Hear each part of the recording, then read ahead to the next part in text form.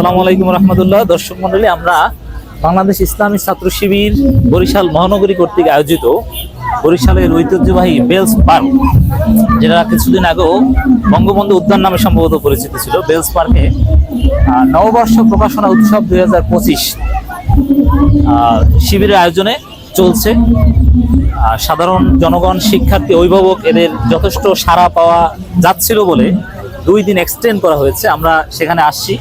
আমাদের মূল দাওয়াত থাকবে সাধারণ শিক্ষার্থী, অভিভাবক এদের প্রতি যে শিবিরকে জানুন, আপনার সন্তানকে শিবির সম্পর্কে জানান। শিবির করুন বা করবেন কিনা সেটা পরের বিষয়, আগে আপনার সন্তানকে শিবির সম্পর্কে জানতে দিন। কারণ আমাদের সোসাইটিতে এখন শিবির সম্পর্কে নানান মিথস আছে। এই জন্যে শিবিরকে যাচাই করার, শিবিরকে জানার, এতদিন তো চাইলেও সঠিক বিষয়টা কেউ জানতে পারতেন না। তো এখন একটা ওপেন টাইম, ভুক্তবুদ্ধি চর্চা হচ্ছে, মানুষের বাক স্বাধীনতা আছে, পক্ষে বিপক্ষে কথা বলার সুযোগ আছে। এজন্য আমাদের আজকের আহ্বান থাকবে, মূল পয়েন্ট, যে শিবিরকে জানুন। তো শিবিরকে জানতে হলে এই নববর্ষ প্রকাশনা উৎসবে শিবিরে অনেক সমৃদ্ধ লিটারেচার আছে, অনেক সাহিত্য আছে, এগুলোর মাধ্যমেই বেসিক্যালি শিবিরকে জানতে হবে। দর্শক, আমার সাথে উপস্থিত আছেন বাংলাদেশ ইসলামী ছাত্র শিবিরের কেন্দ্রীয় কার্যকরী পরিষদের সদস্য এবং বরিশাল মহানগরী শাখার সংগ্রামী সভাপতি, বরিশাল বিশ্ববিদ্যালয়ের আইন বিভাগের মেধাবী ছাত্র জনাব রিয়াজুল ইসলাম। রিয়াজ আমাদেরকে দেখাবেন যে এখানে শিবিরের প্রকাশনা উৎসবে কি কি বই আছে, আমাদের শিক্ষিত অভিভাবক তাদের সন্তানদেরকে কোন বইগুলো পড়তে উৎসাহিত করতে পারেন বা কোন বইগুলো পড়া উচিত, একটু আমরা যদি দেখি। রিয়াজ, আমাদেরকে একটু তুমি দেখাও যে শিবিরের এবছরে 2025 সালের স্পেশালিটিটা কি, আমাদের কোন কোন বই তরুণদের জন্য, শিক্ষার্থীদের জন্য তোমরা পাবলিশ করেছো। এবং শুকরিয়া, প্রথমে ধন্যবাদ জানাচ্ছি সম্মানিত ভাই আপনাকে আমাদের সময় দেওয়ার জন্য। মূলত আমাদের মাধ্যমিক লেভেল, উচ্চ মাধ্যমিক লেভেল এবং হচ্ছে স্নাতকোত্তর যারা আছেন তাদের জন্য সিলেবাস ভিত্তিক বই আছে। বিশেষ করে যারা তরুণ যুবক, যারা মাধ্যমিক লেভেলে, মূলত মুক্তির পয়গাম, তরুণ তোমার জন্য, এরপরে আমরা কি চাই, কেন চাই, কিভাবে চাই, সাহসী মানুষের গল্প, এই বইগুলো দিয়ে তারা আসলে প্রাথমিকভাবে শিখতে পারেন। এখানে সাবলীলভাবে উপস্থাপন করা হয়েছে ইসলাম সম্পর্কে মৌলিক ধারণাগুলো, যেরকম ইসলামের প্রাথমিক পরিচয়। এই বইটা অনেক সুন্দর একটা বই। এই বইটা সাধারণ শিক্ষার্থীরা পড়ে ইসলামের মৌলিক বিষয় সম্পর্কে পরিপূর্ণভাবে ধারণা পাবেন। পাশাপাশি হাকিকত সিরিজের আমাদের অনেকগুলো বই আছে, ইমানের হাকিকত, নামাজ রোজার হাকিকত। সেই বইগুলো পড়ার মধ্যে দিয়ে সাধারণ শিক্ষার্থীরা ইসলামের মৌলিক বিষয় সম্পর্কে পরিপূর্ণভাবে ধারণা রাখতে পারে। এবং এর পরে আমাদের সিলেবাস ভিত্তিক বই আছে, কর্মীদের জন্য আলাদা কর্মী সিলেবাস ভিত্তিক বই আছে। আর সাথী, বিশেষ করে যারা মোটামুটি মাধ্যমিক লেভেল, উচ্চ মাধ্যমিক লেভেলেও এসে অনেকে সাথী হন বা স্নাতকে এসে সাথী হন, এবং এর সাথী সদস্যদের জন্য আলাদা এর থেকে আর এক ক্যাটাগরি উপরে ভালো জ্ঞান অর্জনের জন্য, সমৃদ্ধ জ্ঞানের জন্য আবার সিলেবাস ভিত্তিক আলাদা বই আছে। আমি যদি আরেকটু জানতে চাই যে যেমন শিবিরের, এটা একটু তাত্ত্বিক কথা, আমি সেখান থেকে বলে তারপর প্রশ্নটা আসি। শিবিরের রিক্রুটমেন্ট প্রসেসটা কি? যেমন সাধারণত আমরা দেখি 2 শ্রেণীর মানুষ 2টা কারণে শিবির করে। একটা হচ্ছে যে পারিবারিক বংশগত কারণে, যেমন আত্মীয় স্বজন, বাবা মা বা খুব রেসপেক্টেড কোনো রিলেটিভস তারা জামাত করে বা শিবির করতো, এ কারণে আমি করি। আর একটা কারণ হচ্ছে যে এই শিবিরের নেতৃবৃন্দ যারা তোমাদের আচার আচরণে মুগ্ধ হয়ে, তোমাদের স্মার্টনেস দেখে, অথবা ভালো কেরিয়ার, যে শিবির করলে বিশ্ববিদ্যালয় পড়া যায়, শিবির করলে ভালো ক্যারিয়ারের দিকে যাওয়া যায়, বিদেশে উচ্চশিক্ষার জন্য যাওয়া যায়, মানে এই যে শিবিরের যে স্পেশালিটি, এগুলো দেখে অনেকে শিবিরের প্রতি ইমপ্রেসড হয়। এর বাইরে, এই 2 ক্লাসের বাইরে, সাপোজ আমি যেটা চাই, এবং আমি বলবো শেষে, যে এই একটা মুক্ত পরিবেশে, এই অন্তর্বর্তীকালীন সরকারের সময় যে একটা সুন্দর বাক স্বাধীনতা আছে, মানুষের মতামত প্রকাশের স্বাধীনতা আছে, যে এই সময়ে শিবিরের দাওয়াত বাংলাদেশের সব শ্রেণী পেশার মানুষের কাছে পৌঁছে যাক। বাংলাদেশে একজন মানুষ থাকবে না, একজন শিক্ষার্থী থাকবে না যার কাছে শিবিরের দাওয়াত যাবে না।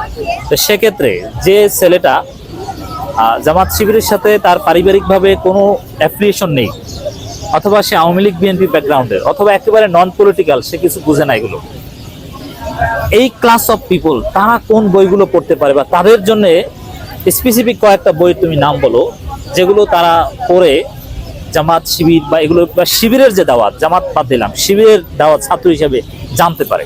যেমন হাকিকাত সিরিজের কথা তুমি বলেছো, এটা একটা বিষয় আমি সাজেস্ট করলাম। এর সাথে আরো কি পড়তে পারে যারা একেবারে নিরপেক্ষ একটা গ্রাউন্ড থেকে শিবিরকে জানতে চায়? আসলে শিবিরকে জানার যে উৎসটা, আসলে কেন শিবিরকে জানবে, যে আসলে সাধারণ শিক্ষার্থীরা যখন জানতে পারবেন যে তাকে ইসলামিক আদর্শকে গ্রহণ করা উচিত, ইসলামী আন্দোলনের মধ্য দিয়ে সুন্দর একটা সমাজ বিনির্মাণে তার অংশগ্রহণ নিশ্চিত করা উচিত, তখন মূলত শিবিরকে জানতে আসে।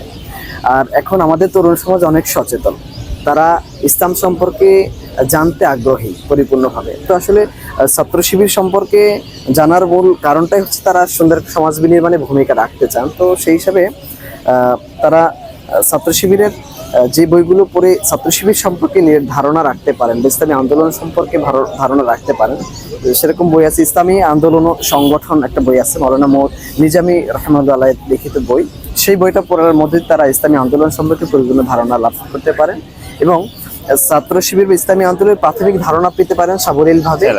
সেটা হচ্ছে এসো আলোর পথে বই পড়ে, এবং আমরা কি চাই, কেন চাই, কিভাবে চাই বই পড়েও পরিপূর্ণভাবে ইসলামী আন্দোলন, ইসলামী ছাত্র শিবির সম্পর্কে তারা পরিপূর্ণ ধারণা পেতে পারে। স্কুল গোয়িং স্টুডেন্ট আছেন, তাদের জন্য এই কিশোর কণ্ঠ এটা পড়তে দেবেন। এটা শুধু শিবির না, আপনি শিবির পছন্দ করেন আর না পড়েন, আপনার সন্তানকে মাসে একটা কিশোর কণ্ঠ রেখে দেন। তার মানসিক বিকাশ, মানসিক সুস্থতা বা বেড়ে ওঠা, এগুলোর জন্য খুবই সময় উপযোগী একটা বই কিশোর কণ্ঠ। এটা অভিভাবকরা পড়তে পারেন, তাহলে আপনি বুঝবেন যে আপনার সন্তানের জন্য এটা কেন জরুরি। আর যারা একটু সিনিয়র অথবা মাধ্যমিক লেভেল ক্রস করে উচ্চ মাধ্যমিক বা অনার্স লেভেলে, তাদের জন্য ছাত্র সংবাদটা, শিবির করেন বা না করেন, একজন সচেতন শিক্ষার্থী হিসেবে বাংলাদেশের রাজনীতি, সমাজ, ধর্ম এগুলো সম্পর্কে সঠিক ধারণা, সঠিক পারসেপশন যদি অর্জন করতে চান, আপনি ছাত্র সংবাদ পড়বেন। আমার দর্শকদেরকে আমি এই সাজেশনটা দিচ্ছি, এই আহ্বানটা জানাচ্ছি যে আপনি নন পলিটিক্যাল থাকেন, সমস্যা নেই, এই দুইটা সাহিত্য পড়ার চেষ্টা করেন। বাংলাদেশে অনেক বড় বড় বুদ্ধিজীবী অথবা বিভিন্ন পেশায় আছে, তারা জামাত শিবির পছন্দ করে না, কিন্তু এই বিশেষ করে স্কুল লেভেলে কিশোর কণ্ঠ পড়ে তার মানসিক বিকাশ, তার চিন্তার জগতে অনেক পরিবর্তন আসছে, এরকম স্বীকার করছে।